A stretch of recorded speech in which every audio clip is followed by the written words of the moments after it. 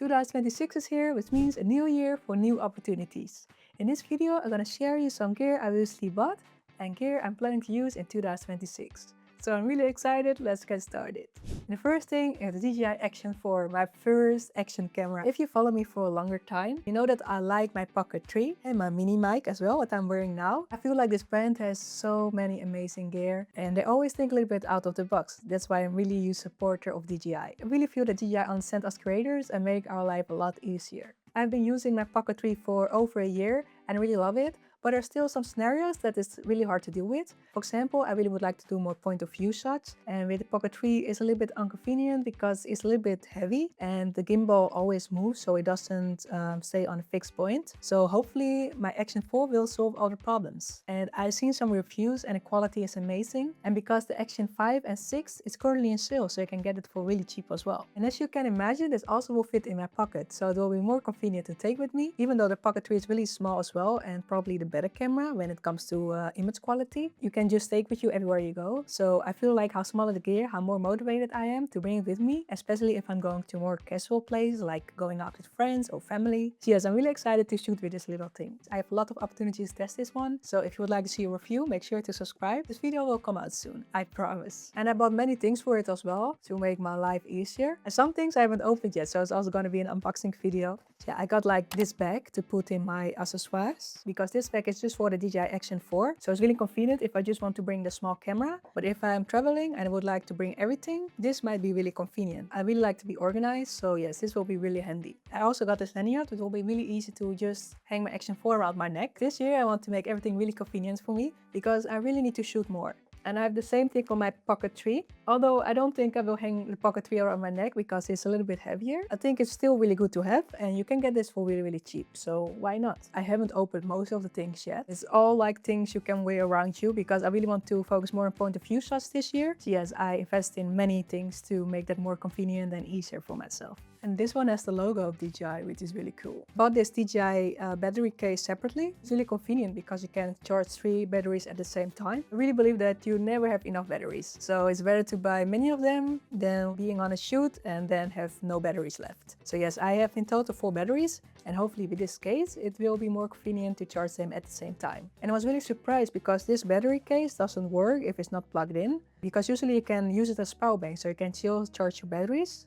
In this case, it's really just a charger, it's no power bank. You can use it as a power bank, but only if the batteries are plugged in. So it will use the energy of the battery. So I'm not sure when I'm gonna use that because usually I want to have my batteries. But yes, that's a downside of this and really unfortunate that it's not possible to just charge your batteries in this case. I'm a power bank freak. I usually have like 4 power banks with me, so maybe I will be fine. Another thing I got is like this magnetic base. You can put it at the bottom of the camera and with this you can mount it easily on a tripod or like other magnetic base things. You have like this ring at the bottom which is helpful if you want to mount it on a tripod. And like you can see, you can also move it to this mount. And this mount you usually use when you want to mount it like on your chest or like another place. That is like actually 2-in-1. Someone recommended it to me and I can see why this is useful because I don't think this is really convenient. You can't even move it. But yeah, with this you have like 2-in-1. So instead of changing this one though time, you can just leave this on and use it. And speaking about quick release, I also bought one for my backpack and for my bigger cameras. And I don't have it with me, but I have to use that one more as well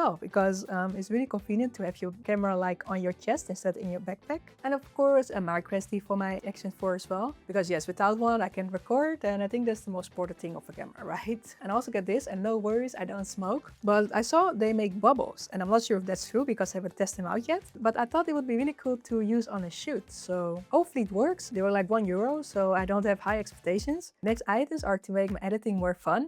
And the first thing I would love to show you is my MacBook case. Look how beautiful it is. I just fell in love with this design. I'm more excited to use my laptop now because it's a really beautiful laptop. Even laptops have pretty privilege, imagine. I also invested in a new mouse from the brand Trust, so we know I can trust this one. I felt my hand was a little bit hurting because I work behind the computer a lot. So this is like you can see more special mouse that you hold a little bit differently. But they say it will prevent to make your hurting arm worse. So it's really important to take care of that.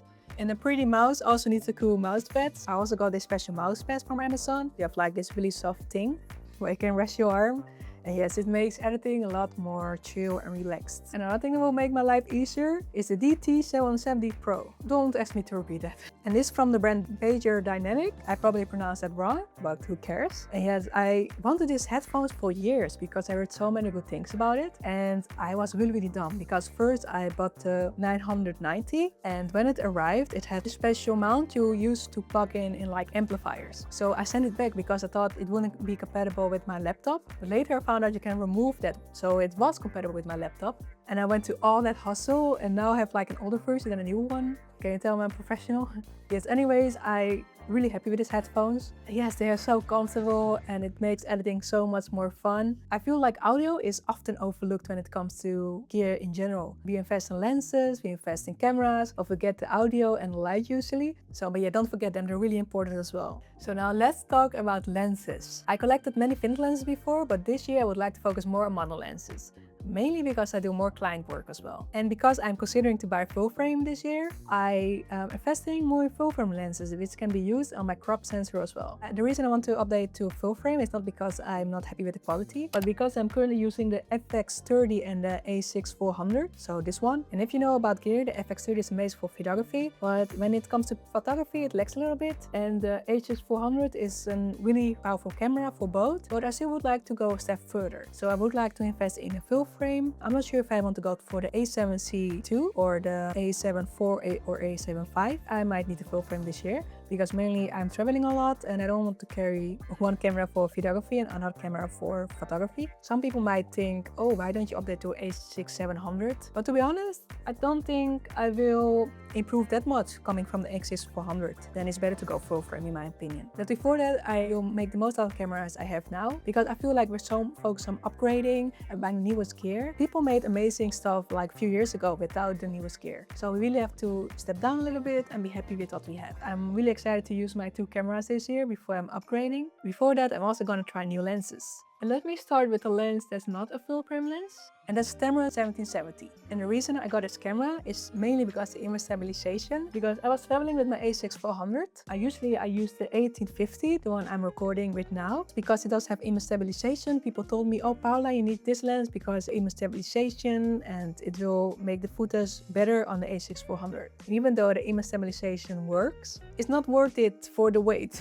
I actually really missed my Sigma 1850 on my trip. If you know, the 1850 from Sigma is really lightweight, so it's really convenient to travel with. And this one is bigger and a little bit heavier. And I'm not sure if I think the quality is as good as my Sigma. Before selling it, I want to try it a little bit more, because I think it is convenient to have like image stabilization, and the extra reach can be really convenient as well. And I also gonna upload a review of this lens, so yes, if you are excited as I am, just subscribe. The next lens are full frame lenses. We start with the Samyang 100M, and this is supposed to be a cine lens. I used this lens on a gig and the image looks really promising. The gig was in low light. I feel like low light is really hard for many lenses, so really have to test it out more in daylight and in better conditions. I brought this on my last trip and I have to say I couldn't really use it because I feel like when I'm traveling, zoom lenses are a little bit more convenient. Yes, I definitely would like to use this more, especially for photography. But like I said, it's a full frame lens. The next one is also really exciting. It's the Suri 85mm from Aurora. I love this brand. I have 2 Nightwalker lenses, which are these 2.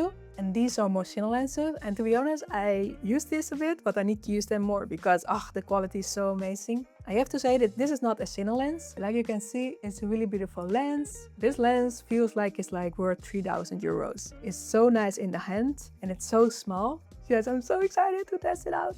Especially for portrait photography, because I really want to do more portrait photography. And that's also why I got this lens, and that's the TT Archean 75. And it's quite funny because I just found out that TT Archean and 7 Archean are 2 different brands. They sound so familiar, so I never really thought about it. But still, I was really excited to try on some budget brands. And also this lens looks really simple, not much going on. And I also have another 75 with like the bubble bokeh. So I heard this lens is also quite nice. So I'm really excited to try it out. And speaking about 7 Archean, I also have a 7 Archean lens, which is mounted on my X6400. And this is a wide angle lens. Look how cool it looks. Instead of flat, it's round, so I'm not even sure I can use anti-focus on it. But it doesn't matter. I'm really happy with this lens because I'm following this guy, Gakulanga, and I'm always so in love with his photography and how things look. So I'm really excited to experience more with fisheye lenses. Let's see if I will like it or not. And this lens was actually really cheap. I think I got it like for 150 euros. I know there's more expensive one in the market, but I'm not sure if I will like fisheye lenses. But if I would like them, I would definitely invest in a more high quality lens. Look how small this is.